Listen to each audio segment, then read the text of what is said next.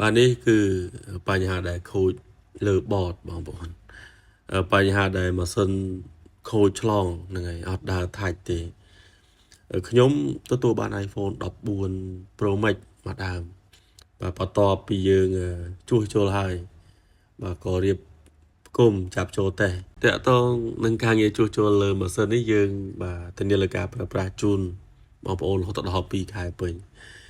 ហើយនៅថ្ងៃទី2បាទដើមខែ8បាទឃើញថាមានបងប្អូនគាត់មកជួសជុលបាទយើងទទួលបានច្រើនមែនទែនបាទនេះគឺ12 Pro Max បញ្ហាដែលម៉ាស៊ីនឆ្លងដូចគ្នាបញ្ហាដែលអត់មានសេវាបាទខូចតួខូចអេក្រង់ជាដើមបាទហើយសម្រាប់ iPhone 13 Pro Max ដែលប្រើសុកចេញសបាទខ្លះទៀតក៏ចេញខៀវបាទលឿងបៃតងអីជាដើមបាទមកដល់ពេលនេះហើយឃើញថានៅតែមានបន្តខូចបាទយើងទទួលបានសឹងតែរាល់ថ្ងៃដែរនឹងបងប្អូនចឹងចេញអញ្ចឹងបងប្អូនអាចយកមកជួសជុលសិនបាទកុំតន់ផ្លាស់ប្ដូរក្រង់បាទនេះគឺ iPhone 14 Pro Max បាទឃើញថាខ្ញុំទទួលបានរហូតដល់2ដើមបាទនេះអតិជនគាត់បាទដូរតួហើយបាទដូរបាទថ្មមកក្របដែរបងប្អូនបាទបន្ទាប់ទៀតនេះក៏ iPhone 14 Pro Max ដូចគ្នាមកដើមនេះយើងធ្វើការផ្លាស់ប្ដូរម៉ាស៊ីន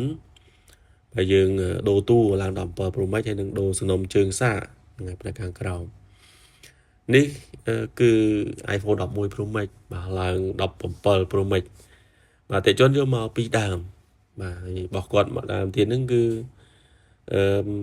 iPhone 12 Pro Max បងប្អូនបាទ12 Pro Max ឥឡូវនេះយើងក៏មានសបក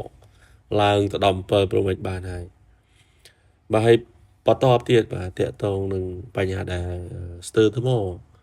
បាទបែកខូចអេក្រង់ខាងលើបាទ iPhone XS Max